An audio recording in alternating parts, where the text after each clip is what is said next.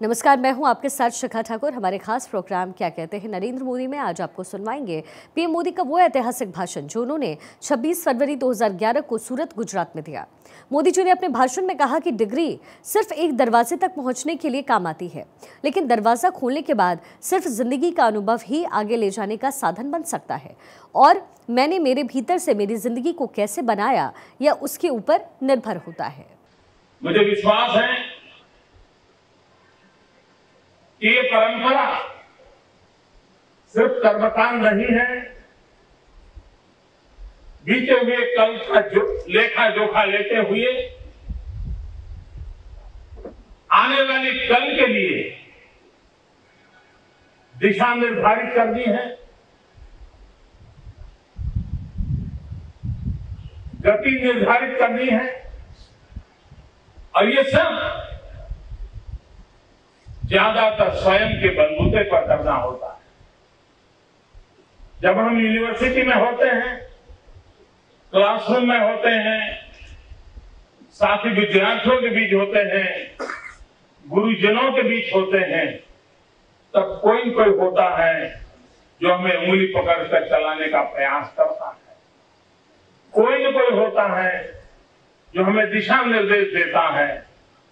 कभी हम उलझन में होते हैं, उन गुरुजनों के पास जाकर के हम भी मार्गदर्शन प्राप्त करने का प्रयास करते हैं और हम उलझन से बाहर आकर के उस रास्ते पर चलने का प्रयास करते हैं। विद्यार्थी काल में सारे अवसर मिलते हैं, लेकिन एक बार विद्यार्थी काल पूरा हो जाता है, फॉर्मल उन व्यवस्थाओं से जब मैं बाहर चला जाता हूं, न मेरे आसपास कोई गुरुजन है, न मुझे मार्गदर्शन करने के लिए किसी क्लासरूम में कोई प्रबोधन हो रहा है। और उसके बाद जब जीवन की कठिनाइयां शुरू होती हैं, तब हर पल लगता है यार अच्छा होता जब पढ़ता था तब इस बात पे ध्यान रखा होता तो शायद आज मैं इस रास्ते से गुजर जाता। कोई कठिनाई नहीं, हर पल याद आएगा, बीते हुए कल का हर क्षण याद आएगा कि काश उस समय मैंने ये ध्यान दिया होता तो आज ये मेरी शक्ति के रूप में मेरे काम आता होता। और कुछ लोगों को जिंदगी के उस पड़ाव पर यह भी ध्यान आएगा, अच्छा हुआ यूनिवर्सिटी में मैंने जाना था, सीखा था, आज मेरे काम आ गया और मेरा रास्ता साफ हो गया। एक नया विश्वास पैदा होगा, एक नए विश्वास के बाद आगे बढ़ने का अवसर आता है। और इसलिए ये पदवीदान समारोह के बाद जिंदगी खुद के बलबूते पर चलानी होती है। निर्णय खुद करने होंगे, फैसले अपने आप करने पड़ेंगे, और तब मन उलझन में पड़ जाता है। 15 विद्यार्थियों के बाद बीच बैठ करके हिम्मत के साथ खड़े होकर के एक आध लीडरशिप लेकर के निर्णय करना बहुत मुश्किल नहीं होता है। आज क्लासरूम में नहीं जाएंगे, 15 लड़के इकट्ठे होकर के निर्णय कर सकते हैं, बड़ी आसानी से कर लेंगे। आज कॉलेज नहीं जाएंगे, निर्णय कर लेंगे। आज तो साहब को भी मजबूर कर देंगे, चलो खेल के मैदान में जाना है, टीचर को भी उठा के ले जाएंगे। ये सब कर सकते हैं।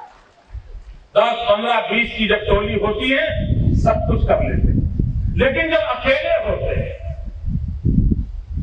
और ट्रेन के अंदर जगह भी लेनी होती है तो 50 बार सोचते हैं यार इतनी भीड़ है, मुझे जगह कहां।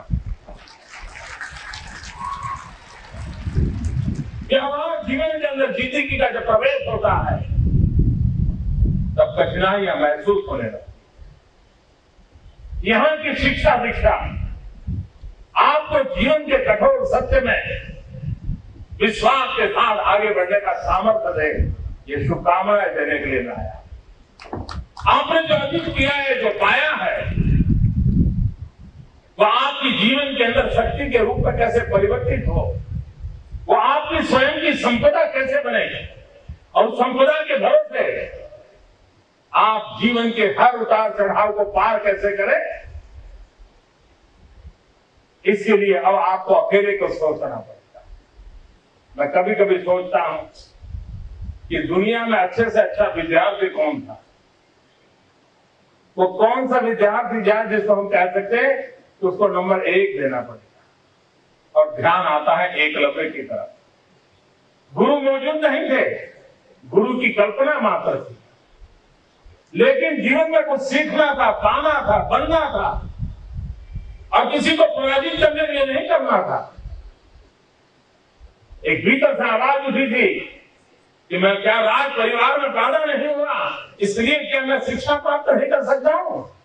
उसने आह्वान किया था समाज व्यवस्था को, ललकारा था उसने। क्या मैं किसी गरीब परिवार में, किसी वनवासी के घर में पैदा हुआ, मैं राजकुमार नहीं था, इसलिए मैं इस विद्या को नहीं जान सकता हूं। एक युवा मन के अंदर कसक उठ गई, कौन होता है मुझे सीखने से रोकने के लिए। और उसने पूरी व्यवस्था को चैलेंज कर दिया, सारी व्यवस्थाओं को ललकारा, उस युग में ललकारा और ललकार करके काल्पनिक गुरु की पुतला बना करके वो तीरंदाजी का प्रयास करने लगा और एक सफल योद्धा बना। लेकिन कभी उसने उसका दुरुपयोग नहीं किया।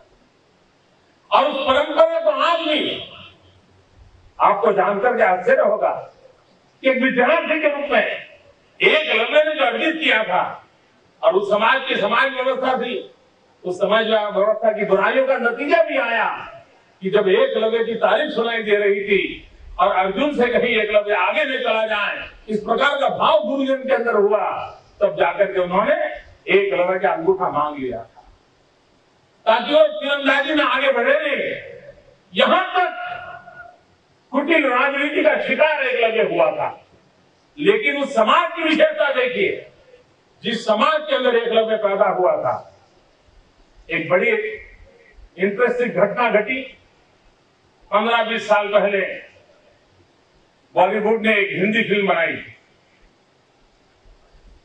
और मिथुन चक्रवर्ती उसके अंदर मुख्य कलाकार थे और वो एक ट्राइबल का रोल कर रहे हैं। और संथाल परगना के अंदर बंगाल और बिहार के बीच की जगह पे उनकी फिल्म का शूटिंग चल रहा था। ट्राइबल इलाके के बीच में सारे ट्राइबल लोग भी थे और फिल्म का शूटिंग हो रहा था, तो देखने के लिए बहुत बड़ी भारी मात्रा में भीड़ इकट्ठी होती। पुलिस ने व्यवस्थाएं भी की थी और मिथुन चक्रवर्ती वहां खुले में अपने फिल्म के डायरेक्टर की सूचना के मुताबिक अपने एक्ट करते रहते थे। और एक बार ऐसी आती है कि जिसमें मिथुन चक्रवर्ती को तीर चलाना होता है। अब 2 दिन से शूटिंग चल रहा था, बहुत शांति से चल रहा था और बहुत जैसा डिसिप्लिन लोग चाहते थे वैसे डिसिप्लिन से दूर दूर बैठे थे। लेकिन जब एक तीरंदाज तीर चलाने का दृश्य लेने के कैमरा सज्ज हो गए और टेक के लिए सूचना चल गई और अचानक ये जितने लोग आदिवासी वनवासी इस दृश्य को देख रहे थे, सारे डिसिप्लिन तोड़कर के अंदर घुसाए और उन्होंने मिथुन चक्रवर्ती को पकड़ करके उससे हाथ के तीर खींच लिया। सब डर गए, उनके गुस्सा का कोई सीमा नहीं थी। तब व्यवस्था को ने पुलिस वालों को रोका, पूछा भाई ऐसा क्यों कर रहे हो? तो उन्होंने कहा ये हमारे पूर्वजों का अपमान कर रहा। बोले पूर्वजों का अपमान? हाँ, बोले हमारे पूर्वज एकलव्य थे और हमारे पूर्वजों ने अंगूठा दान में दे दिया है, ये तीर चलाता है तब अंगूठा उपयोग कर रहा है, ये हमारे पूर्वजों का अपमान कर रहा है। हमें अंगूठे के बिना तीर चलाना सीखना होगा और एकलव्य से आज तक इस परंपरा को हम निभा रहे हैं। आप कल्पना कर सकते हो कि किस प्रकार की गुरु शिष्य परंपरा को उस समाज ने निभाया हो। यह सामर्थ्य एक शिक्षण की जगत के अंदर विद्यार्थी जीवन का एक बेहतरीन उदाहरण हम लोगों के सामने मौजूद है। और तब जाकर के विद्यार्थी के रूप में मैं जब जीवन की कसौटी पे पार उतरने जा रहा हूं, तब हर पल मेरी कसौटी होने वाली, हर पल एग्जाम होने वाली है और उससे कोई मार्क्स नहीं मिलने वाले, कोई गवर्नर साहब आकर के सर्टिफिकेट नहीं देने वाले हैं, कोई रिकॉग्नाइज करने के खड़ा करने वाला नहीं है। मुझे ही रात को सोते पहले अपनी जिंदगी का हिसाब लगाना पड़ेगा कि मैं आज जब चल पड़ा था, मंजिल पे जाना चाहता था, रास्ता सही था या नहीं था। मंजिल पर पहुंचा नहीं पहुंचा कि अभी भी मुकाम पर अटका हुआ हूं, ये रोज हिसाब लगाने पड़ेंगे। अब तब जाकर के जिंदगी आगे बढ़ती चली जा रही। भाई बहनों, गुजरात की धरती में 21वीं सदी के अनुकूल शिक्षा के विकास के लिए एक नया अभियान शुरू किया, अनेक नई यूनिवर्सिटीज को शुरू किया, अनेक दुनिया के लोगों का ध्यान आकर्षित हो उस प्रकार के शिक्षा व्यवस्थाओं के और हम बल दे रहे हैं। दुनिया में हम पहले हैं जिसने फॉरेंसिक साइंस यूनिवर्सिटी शुरू की। दुनिया में हम पहले हैं जिन्होंने चिल्ड्रंस यूनिवर्सिटी की कल्पना की। हिंदुस्तान में हम पहले हैं जिसने रक्षा शक्ति यूनिवर्सिटी को शुरू किया है। हिंदुस्तान के अंदर एनर्जी सेक्टर, पेट्रोलियम सेक्टर में आज गुजरात देश का नेतृत्व कर रहा है। उसके लिए मानव संसाधन विकास के लिए पंडित दीनदयाल उपाध्याय पेट्रोलियम यूनिवर्सिटी शुरू की। अनेक नई यूनिवर्सिटी के साथ शिक्षा के नए आयाम को पाने की कोशिश आज गुजरात की धरती पर हो रही है। कल गुजरात सरकार का बजट आया, उस बजट को शिक्षा प्रेमी लोगों ने देखने जैसा 2,500 करोड़ रुपयों से ज्यादा राशि सिर्फ शिक्षा क्षेत्र को देने का निर्णय सरकार ने। गुजरात का जिस प्रकार से विकास हो रहा है, उस विकास में ह्यूमन रिसोर्स डेवलपमेंट जो उसकी प्राथमिक आवश्यकता हो गई। हमें इस प्रकार के मानव बल की आवश्यकता है जो आने वाली आवश्यकताओं की पूर्ति के लिए अपनी महत्वपूर्ण भूमिका निभा सके, और उसके लिए नए नए शिक्षा के क्षेत्रों को हमें छूना होगा। और उसने एक अभियान चलाया। ये सरकार ने स्किल डेवलपमेंट को बल दिया है। आज हम सब जानते हैं दादा धर्माधिकारी जी के जीवन की एक बड़ी मजेदार घटना। एक नौजवान दादा धर्माधिकारी जी को मिलने गया। आप में से नौजवानों ने शायद दादा धर्माधिकारी जी का नाम पहली बार सुनते होंगे। महात्मा गांधी के जो बारिश रहे उसमें जिन कुछ नाम आज भी समाज जीवन में गूंजते हैं, जैसे आचार्य विनोबा जी का, उसी प्रकार से गांधी विचार के एक महान चिंतक के रूप में दादा धर्माधिकारी जी का नाम आज भी गूंजता है। और अगर आप नौजवानों को मौका मिले, मैं आपसे प्रार्थना करूंगा कि दादा धर्माधिकारी जी की जो पुस्तकें गुजराती में भी प्राप्त है, उसे जरूर पढ़ने का प्रयास करना। आपको जीवन के कई कठिन समय में रास्ता देखने का अवसर वहीं से मिल जाएगा। दादा धर्माधिकारी जी नौजवान मिलने गए, उसने कहा कि मैं नौकरी की तलाश में हूं, मुझे कोई मदद कर दीजिए। दादा ने पूछा क्या आता है, क्या जानते हो? उस नौजवान ने जवाब दिया, मैं ग्रेजुएट। उन्होंने कहा आपको टाइप करना आता है? बोले नहीं, मैं ग्रेजुएट हूं। उन्होंने पूछा आपको खेती करना आता है? नहीं नहीं, बोले मैं ग्रेजुएट हूं।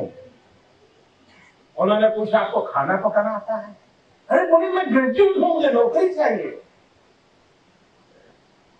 उनको जीवन के कौशल्य के लिए दादाजी पूछ रहे थे और वो हर बार जवाब दे रहा था मेरे पास डिग्री है।